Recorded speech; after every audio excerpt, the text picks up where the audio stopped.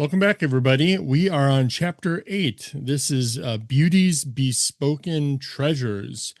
The sort of theme is know the past, see the future. And I'll read the quote that starts us off because I think it's a pretty good quote. Our thoughts and imaginations are the only real limits in our possibilities. And that's Orison Swett Marden, who was an American inspirational author who wrote about achieving success in life and founded Success Magazine in 1897. Basically about common sense principles and virtues, making for a well-rounded, successful life. And the philosophy is called New Thought philosophy. Ooh, thank you, Lara, for that, because I was at a loss. I remember reading about the author earlier, but I didn't remember it, nor did I put it in my notes. So that's why we have you on the channel. Yes. So I really like this chapter. I think the jewelry was really cool. But there's more to it, right? More to the chapter and this, that. So much. So did you want to start off on this? Sure. Yeah. I mean, so here is my initial reaction to the chapter. I loved this chapter. Like, I was moved by this chapter. I wanted to, hop in an RV and go out and travel the West, and just the peace and the solitude that I picture on their reservation, and, just kind of connecting with nature like we think of the, Native American communities doing. Like, it just spoke to me in a really significant way like that. And the fact that he was an artist and so amazingly well regarded, like, I jotted down notes about all this stuff that he accomplished so young, like, blew my mind. And I love all that. I love thinking about his inspirations. So I got so caught up in the history, one, and two, the art, that I felt like I forgot I was supposed to be looking for clues. Like, I got to the end. I'm like, oh my goodness, did I get any clues out of this? But I just loved it so much. Like, the imagery of it was in my head, that my head was painting about, his world was really magical to me. So, but of course I do have some things. Of course you do, or maybe ask you about. Yeah. I do the same thing when I read these chapters that are really grab my attention and stuff. And that's the whole purpose of the book. It serves both as a treasure hunting guide as well as great stories. Now, you had mentioned earlier that, John starts off by talking about his children's book, which we have and we will cover later. But like, I knew that you had bought a children's book and that he had written it. I knew that he was a children's book author, though I hadn't really mulled that around very much. And I thought you just wanted the book because it was something that he wrote. I didn't recall that there was significance to it.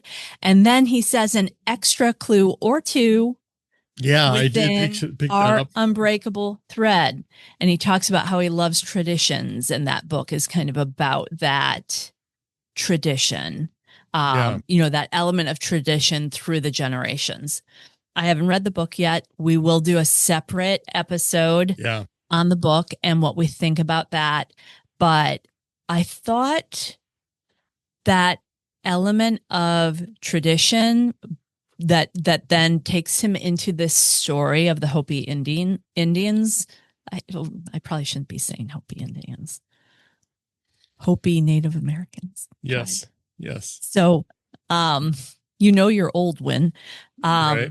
So tell me anything else I need to know right now about that children's book before we dive into the rest of the stuff in this chapter. Yeah, so I bought it because I heard about that early on, and why not? It's a children's book, right? We'll have grandbabies someday. I'm thinking out of 5 children between 2 of us.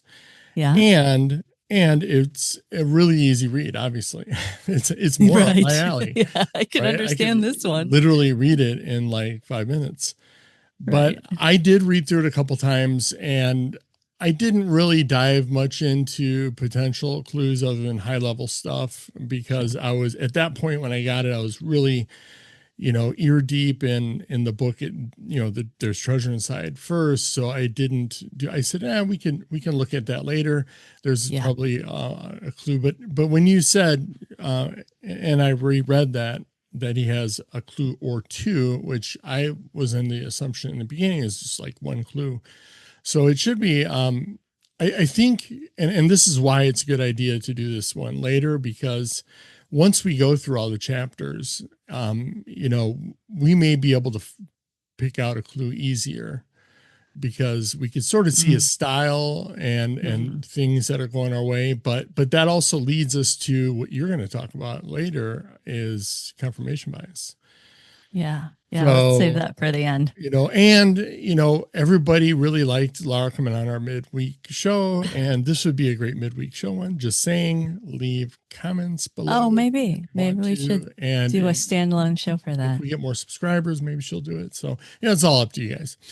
But I'm working on it. Yes. You guys drive what happens here. If we get enough commentary, I guess then I will need to do a midweek appearance again. I am working on it, people. All right.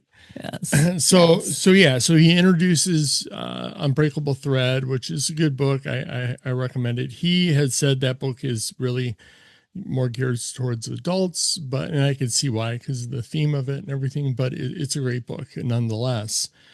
So did you have something immediately to say about your first clues that you found, or?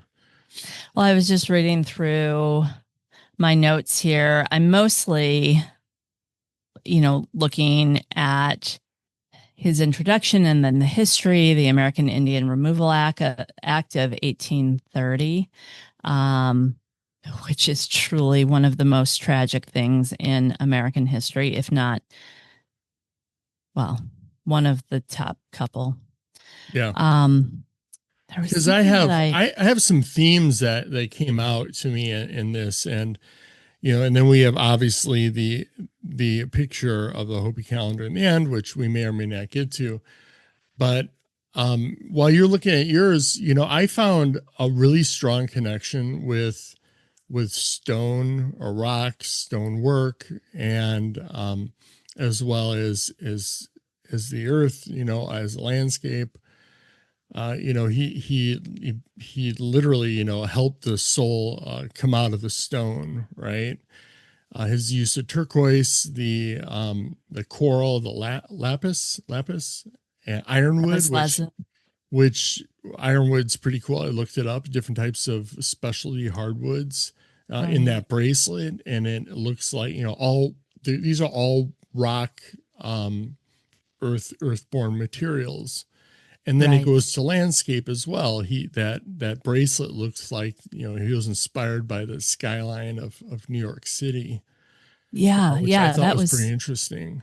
Yeah, I thought that was super interesting. And the fact that he and his niece, who he kind of mentored and became a jeweler as well, and one of her pieces is also in the treasure, that they both had their pilot's licenses, and it was sometimes up in the sky observing the landscape and the rock formations that influenced the design of their pieces.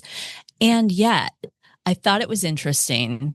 Side note, this probably isn't clue related, but it's Lara's side note. When you're talking about the inspiration for their jewelry pieces, rock formations for sure, their culture for sure. But also, he was in New York in the early 1960s. He was, had pieces in Paris Fashion Week, I think, and Lyndon Johnson acquired a piece. The wife of Frank Lloyd Wright acquired a piece. Lyndon Johnson actually gave it away as a gift. But anyways, I see such a strong connection as well to fashion and art of the 1960s for sure, but in particular, the early 1900s, like Piet Mondrian. But the kind of square elements of the different colors, the blocky colors, that just really reminded me of it. So it was interesting that his art had this connection for sure, to his culture and his family history and the landscape in which they lived in this very humble way. And yet he has this New York City connection and this kind of modern art look that's super intriguing to me as an artist. And after looking at the Hopi, I went on Google Maps and looked where this was to see what it looked like. And it was really all barren land. It wasn't really. Yeah. So really to get somebody of that caliber of art inspired and to create this from growing up around that. I mean, you could look at countless examples of, either ourselves or other people that there's, depending on our environment we grow up and we don't necessarily have these inspirations or anything. And for me, I know, because I'm not artistic in any way.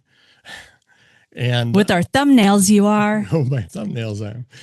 But to get inspired, I need more inspiration than that, right? And maybe there's things I'm missing, and he could have gotten inspired by other things, but really, when you think about it, I mean, this is such a side note, but when you think about it, if everything and all the distractions are stripped away, you are down to the basics of, you don't have. I mean, not that in the 1960s or 1950s he had internet and all of that, but even just electricity, even just like the busyness of life, even at that point, television and movies and all of that. And instead you're like on the land, living like people have lived for how long. And then I think a creative spirit can come out and innovation because you don't have the distractions. That's a good point. I mean, if you look further back in history, there was a lot of great minds and things. Yeah. Like I want to create something that can, represent the beauty that I see about me. But the Hopi in general, their art was more aligned with items that were useful. Yeah. Weaving for blankets, pottery, and basket weaving. Yeah. No, it was really interesting. And, I also have on my bullet items here, Hopi traditions and earth. I guess it's a good segue into that. Yeah. The Hopi relationship to land was really emphasized throughout this chapter. Traditions connect us like durable yarn, I have written down, but the physical anchor is really rock and earth. Yeah. And the ceremonial sites, often petroglyphs on stone. Yeah. I think that can play into this. I'm not quite sure yet how it would be. I don't know if you would put a directional or locational clue by using something like talking about the petroglyphs, possibly. Is this something we're looking for when we get close to that? Is there a higher presence of petroglyphs in the area that we should be looking? Yeah. Because these are like some of the other chapters, he's sort of talking about specific items, that could be, a call out to a specific location, what you would see more of. Rocks now we have, then we have mountains before. In some other chapters in the end, he talks about different type of, plants and things like and insects. So, I'm wondering if this sort of leans to that. What are your thoughts on that one? Well, so if anyone hasn't watched our episode that we did in the middle of the week this past week, we talked about boxes and kind of what are they put within so they're kept safe, and so the treasures inside of them are kept safe.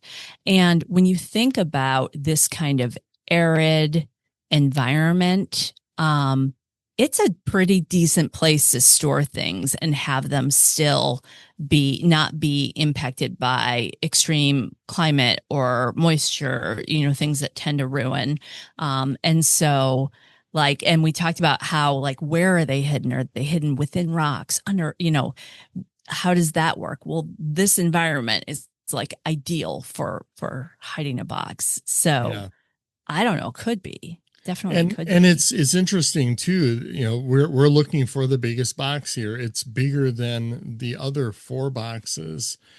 Right. So with you, and I just thought of this, with you saying that this is like an ideal type of environment to hide it, and being bigger boxes, he's going to have a bigger container to put it in. And I still think they're all in different containers, you know, but maybe this there's a reason why, you know, this one's hidden somewhere different environmentally than the others. Right. I mean, we know they're pretty well spread across the country, right? So he didn't choose to put all of them in a dry, you know, desert-like climate. Right. Yeah. So however they're stored, they have to be able to withstand the climate they're within and the varied climates of the US. But I do think that is the ideal environment. That's why we see things like, you know, ancient ruins in Egypt being very well preserved, right? Yeah.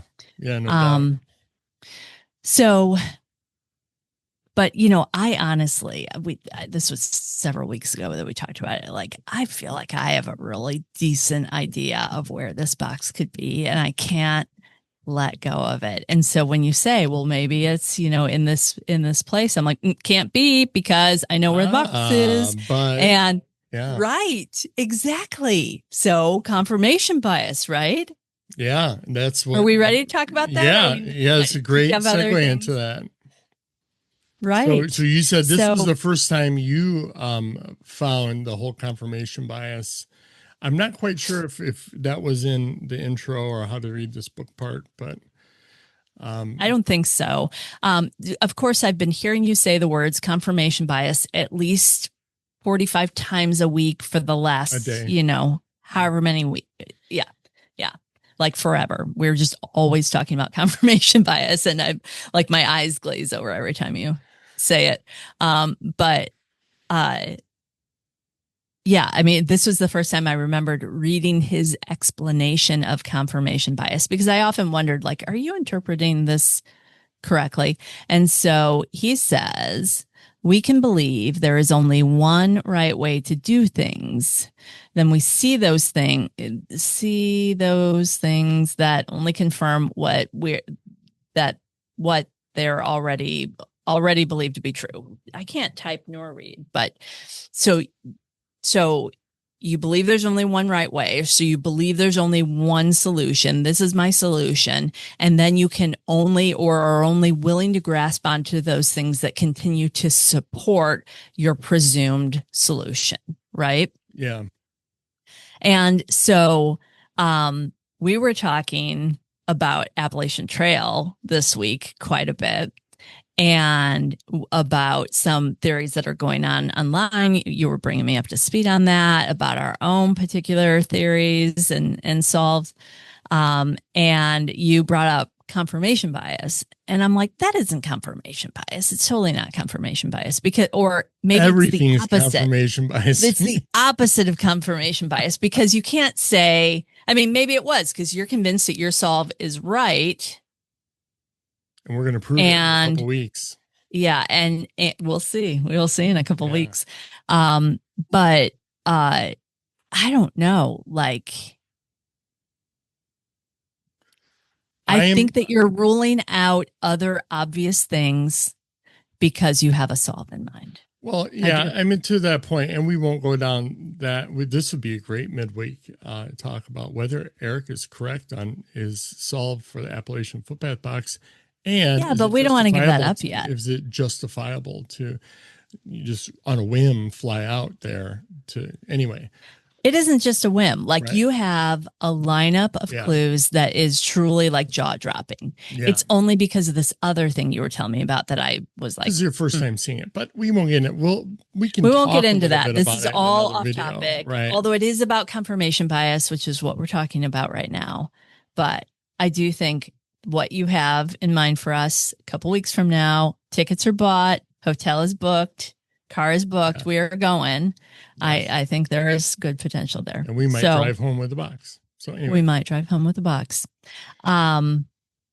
So yeah, I think the concept of confirmation bias, I can see how it definitely applies in these circumstances and throughout this hunt, and how it can cause you to have eyes closed to potential clues or real clues. You just miss them because they don't align with your presumed solution.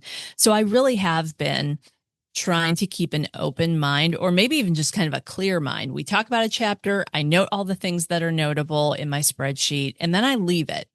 And I was mentioning to you earlier today, then my plan is to go back to my spreadsheet and then start marking all the trends, themes, things that stand out at that point. And that's when I feel like it's all going to become clear to me.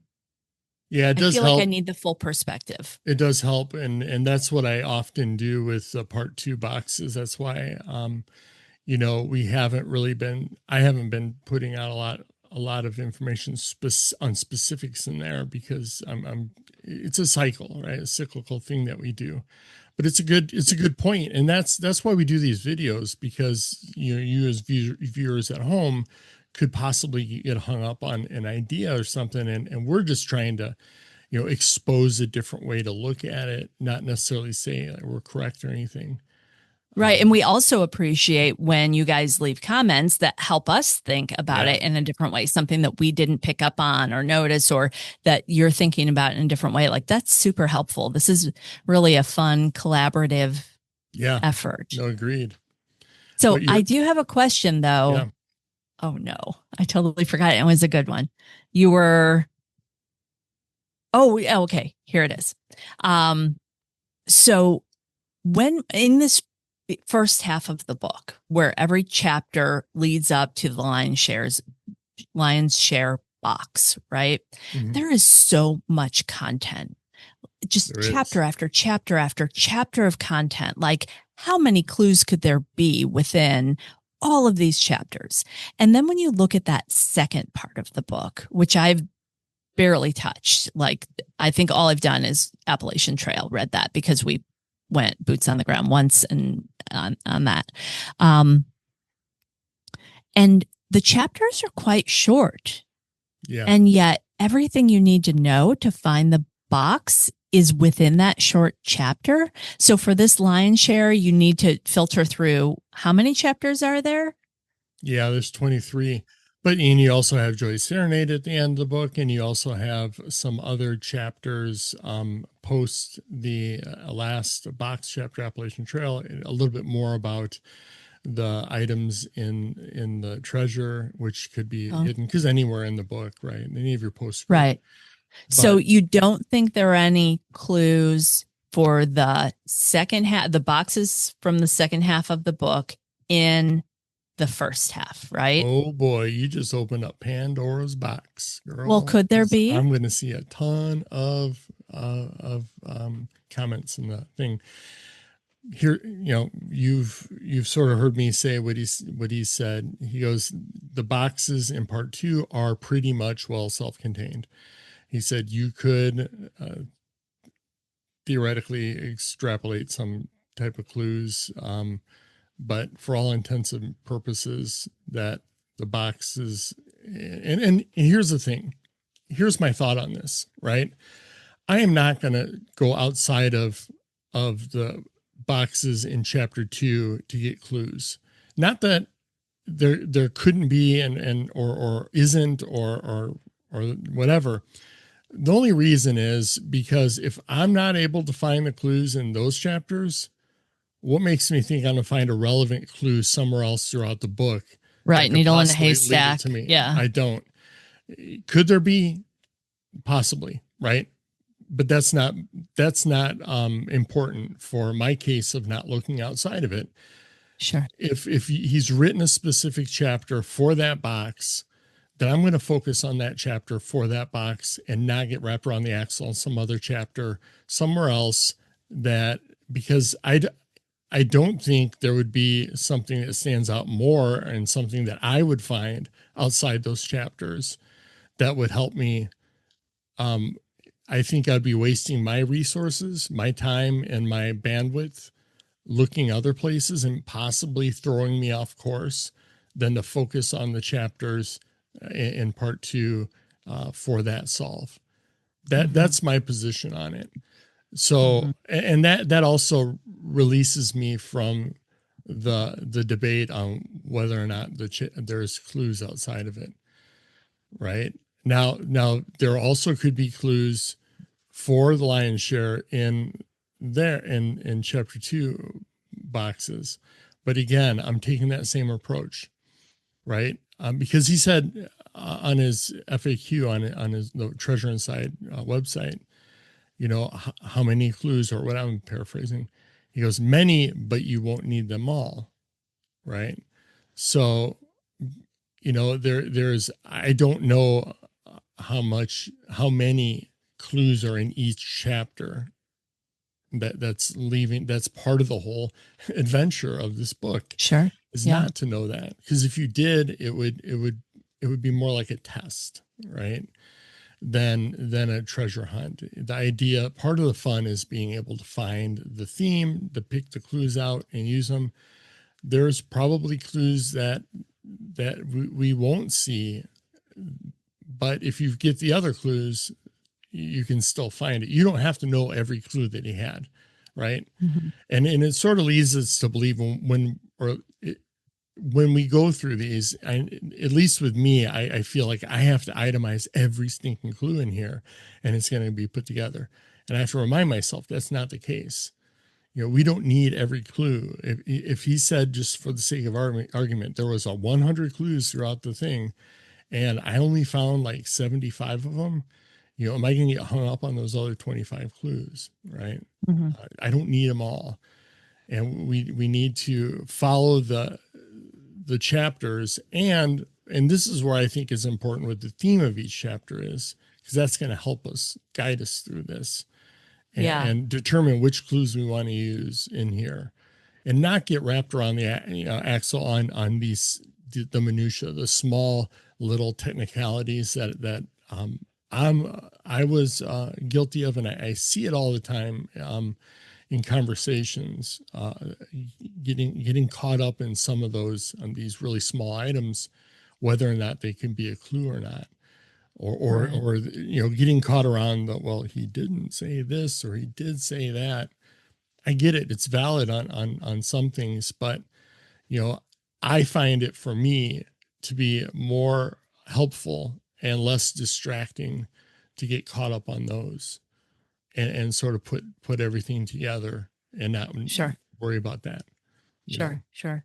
So that was my soapbox, and I'll now gently thank you for that. Climb off of it.